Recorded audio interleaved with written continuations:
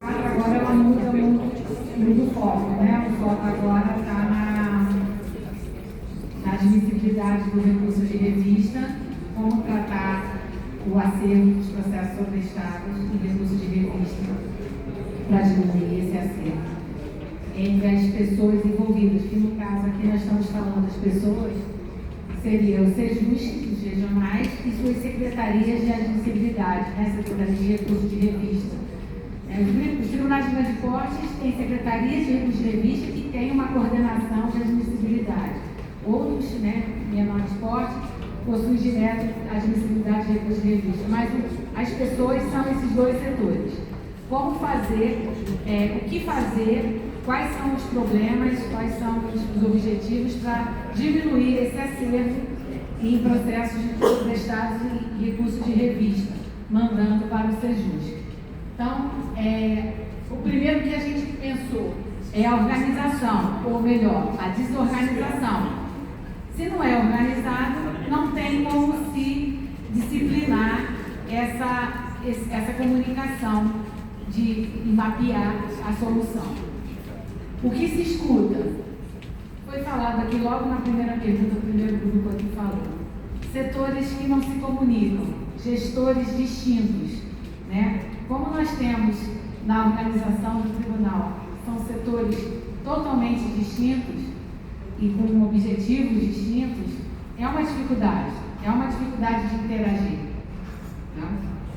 As dores, que para a gente é a principal, a falta de efetividade.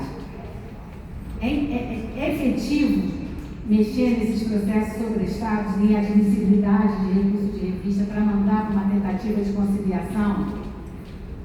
Um exemplo, demandas que foram julgadas improcedentes e que estão sobrestados. Tem perfil para ir para a conciliação?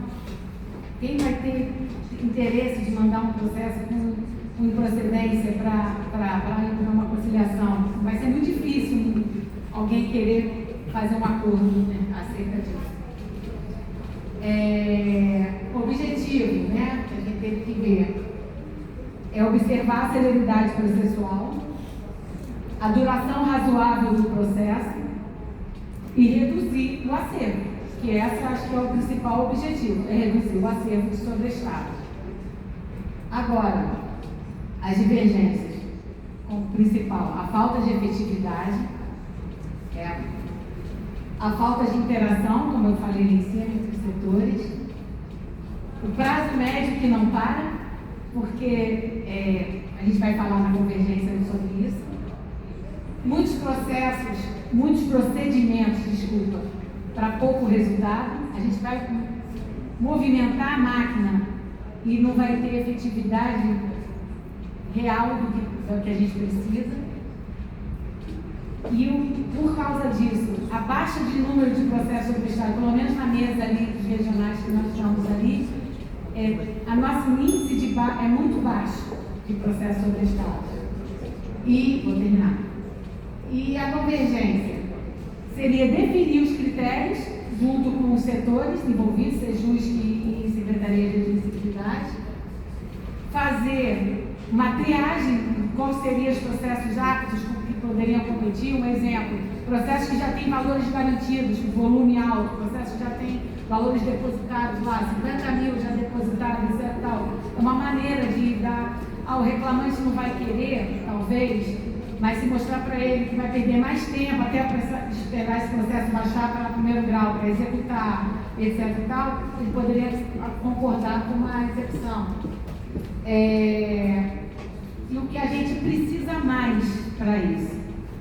Porque o prazo, se o prazo não interrompe, a gente tem que alterar o que a gente precisa fazer. A gente tem que alterar a ferramenta. Qual é a ferramenta? O fluxo do PJE. Se eu conseguir manter os processos no sobrestamento, na admissibilidade, e o sistema me permitir que eu possa intimar as partes para manifestação, se há interesse de conciliar, sem movimentar o processo, tirar ele do prazo, eu não altero o prazo, né? Porque eu estava te explicando ali, o prazo médio é uma média ponderada. Às vezes eu tenho 50 processos, mas se eu tiver um único processo que o prazo dele está muito longe, se eu